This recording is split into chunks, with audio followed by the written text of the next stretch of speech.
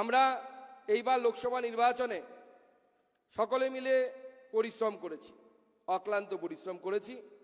আমাদের সিট আমরা 12টা পেয়েছি। সংখ্যা তত্ত্বের বিচারে দেখতে গেলে 18টি আমাদের সিট ছিল, সেখান থেকে হয়তো আমরা 12টাতে পৌঁছে গেছি, কিছুটা পিছিয়ে গেছি। সেটা অ্যাকসেপ্ট করতে বা গ্রহণ করতে আমাদের কোনো অসুবিধে নেই। কিন্তু আমার যেটা মনে হয় যে গণতন্ত্রে এটা ঠিকই যে জয় পরাজয় ঠিক হয় ভোটের মধ্য দিয়ে, এটা 100 ভাগ ঠিক। কিন্তু তার সাথে আমার যেটা মনে হয় যে এই সাময়িক পিছিয়ে যাওয়া, যেটা অনেকে বলছেন যে বিজেপি হেরে গেছে, আমার বক্তব্য বিজেপি হেরে গেলেও বিজেপি হারিয়ে যায়নি। বিজেপি এখনই পশ্চিমবঙ্গের রাজনীতিতে ততটাই প্রাসঙ্গিক আছে যতটা আগে ছিল। এবং তার সাথে সাথে আমার মনে হয় আমরা এই আমাদের পরাজয় থেকে যে শিক্ষাগুলো, যে জ্ঞানগুলো আমরা পাবো, সেটাকে সামনে নিয়ে আমরা সামনের দিকে এগিয়ে যাব। এবং আমাদের কার্যকর্তারা এবং আমাদের কর্মী সমর্থকরা নিরলস পরিশ্রম করেছেন, এই পরিশ্রমের পুঞ্জীবিত ফল আমরা দেখতে পাবো। পরিশ্রম কোনো এই পৃথিবীতে কোনো একদম বিফলে যেতে পারে না। আজকে মনে রাখুন, আমাদের অনেক নেতা আছেন যারা হয়তো বছরের পর বছর দাঁড়িয়েছেন, ভোটে জিততে পারেননি, হেরে গেছেন। কিন্তু মনে রাখবেন, সেই সময়ে তারা ভোটে দাঁড়ানোর সাহস দেখিয়েছিলেন যে সময় বিজেপিকে উত্তর ভারতের পার্টি এবং কলকাতাতে বড় বাজারের পার্টি বলা হতো। কিন্তু তারা দাঁড়িয়েছিলেন কেন? সাহস জুগিয়েছিলেন। এবং তাদের এই সাহসের ফল পরবর্তী সময় পেয়েছি, আমরা এখনো পাচ্ছি। এবং এই রকম কন্টিনিউয়াস ওয়ার্কের মাধ্যমে একটি রাজনৈতিক দল সামনের দিকে এগিয়ে যায়। আমাদের যারা পূর্বসূরি ছিলেন, আমাদের প্রাক্তন সভাপতি যারা ছিলেন, পণ্ডিত বিষ্ণুকান্ত শাস্ত্রী থেকে শুরু করে, তপন শিকদার থেকে শুরু করে, সুকুমার বন্দ্যোপাধ্যায় থেকে শুরু করে, হরিপদ ভারতী থেকে শুরু করে, আজকে সকলের অবদানকে আমি স্মরণ করতে চাই। এবং তাদের সময় হয়তো আমরা একটাও সিট জিতিনি। এমনকি আমরা শুনেছি ভাষণে, আমি তো নিজের চোখে দেখার সৌভাগ্য হয়নি, হরিপদ ভারতীর মতো ব্যক্তি যখন ভাষণ দিতেন, তার ভাষণ শুনতে যত লোক সেখানে উপস্থিত হতেন, তো তত লোক যদি ভোট দিত তাহলে হয়তো ওনার জামানতটা বাজেয়াপ্ত হতো না, কিন্তু ভোট পেতেন না। কিন্তু তার বলে কি তাদের পরিশ্রম বিফলে গেছে? না, বিফলে যায়নি। হরিপদ ভারতীর সেই পরিশ্রম আমরা পরবর্তী সময়ে পেয়েছি এবং এখনো পাচ্ছি।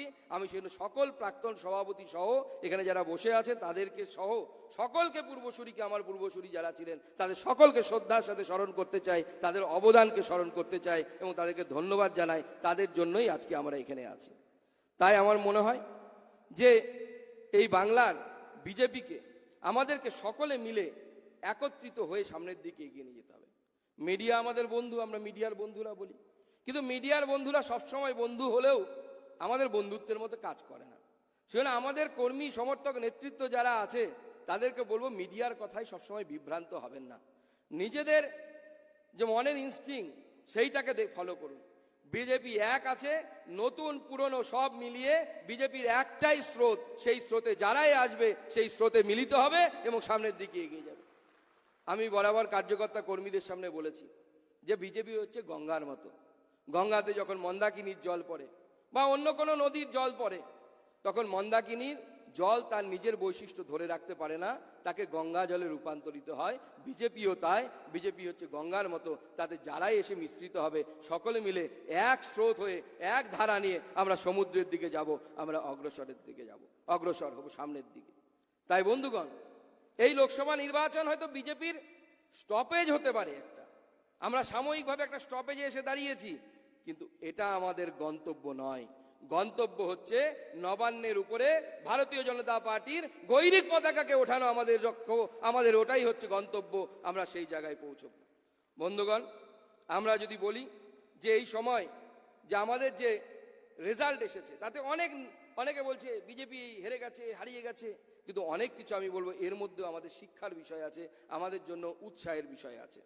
আমরা হয়তো লক্ষ্যমাত্রায় পৌঁছতে পারিনি, কিন্তু তিনবার মাননীয় প্রধানমন্ত্রী নরেন্দ্র মোদী ভারতবর্ষের প্রধানমন্ত্রী হয়েছে। প্রায় 62 বছর পর এই রেকর্ড আমরা স্পর্শ করতে পেরেছি। জওয়াহরলাল নেহরু সেই সময় হয়েছিলেন। কোন সময়? যেই সময় যে জওয়াহরলাল নেহরু প্রধানমন্ত্রী ছিলেন, ভারতবর্ষের এই পশ্চিমবঙ্গের সুন্দরবনের কোনো প্রান্তিক গ্রামে গিয়ে জিজ্ঞেস করলে কেউ প্রধানমন্ত্রীর নাম বলতে পারতেন না। আজকে স্কুলের বাচ্চাদেরকে গিয়ে জিজ্ঞেস করুন ভারতবর্ষের প্রধানমন্ত্রী কি, একটাই শব্দ উচ্চারিত হবে, সেটা হচ্ছে মোদি মোদি মোদি। এটা হচ্ছে সেই পার্থক্য। আজকে প্রধানমন্ত্রী তো ছেড়ে দিন, উনি অনেক বড় মানুষ, আমাদের মতো সামান্য ছোট পার্টির কার্যকর্তা কোথাও যদি মুখ ফসকে কিছু বলেও ফেলি, সেইটার উপরেও মিডিয়ার নজর থাকে। সেই সময়, এই গুরুত্বপূর্ণ সময় তিনবার ভারতবর্ষের মতো এত মাল্টি পার্টি সিস্টেমের মধ্যে তিনবার প্রধানমন্ত্রী হওয়া, আমার মনে হয় এটা বিশ্ব রেকর্ডের সামিল। এবং এটা নরেন্দ্র মোদী বলে সম্ভব হয়েছে, বিজেপি বলে সম্ভব হয়েছে, অন্য কেউ হলে সম্ভব ছিল না। তাই আমার মনে হয় যে 26-এর বিধানসভাকে সামনে রেখে আমাদেরকে সামনের দিকে এগিয়ে যেতে হবে। যেখানে আমাদের হয়তো ক্ষত বা রক্তক্ষরণ হয়েছে, সেই জায়গাতে আমাদেরকে এগিয়ে যেতে হবে। আমি কয়েকটা পরিসংখ্যান আপনাদের সামনে তুলে দিতে চাই। 2021 সালে বিধানসভা নির্বাচনে যে ভোট পেয়েছিলাম আমরা 37.97%, সেইটা এইবার বেড়ে 38.73% হয়েছে।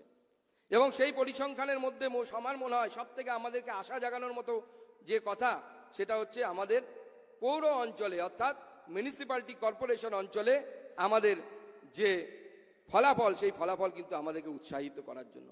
রাজ্যের 121টি পৌরসভা, এই 121টি পুরসভার মধ্যে 69টিতে বিজেপি এগিয়ে আছে। এটা প্রথমবার আমরা স্পর্শ করতে পেরেছি, এর আগে কোনো আমরা স্পর্শ করতে পারিনি।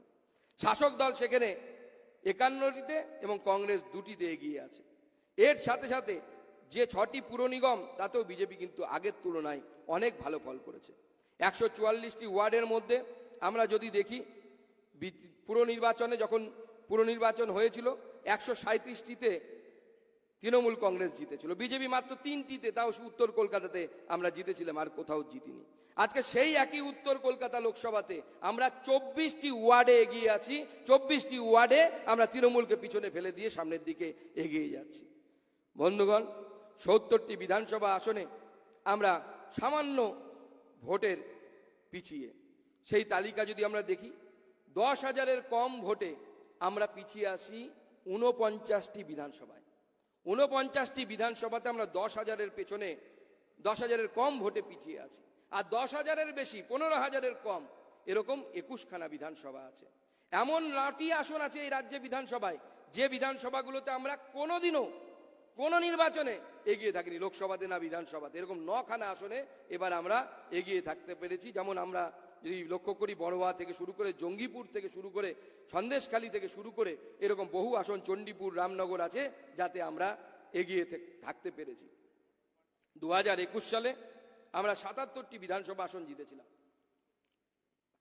এই 77টি জেতা আসনের মধ্যে 62টি আসনে, 62 নাম্বার অফ অ্যাসেম্বলিজ, আমরা যা ভোটে জিতেছিলাম 21-এ, তার থেকে বড় ব্যবধানে এই লোকসভা নির্বাচনে এগিয়ে আছি, 62টি সিটে এগিয়ে আছি।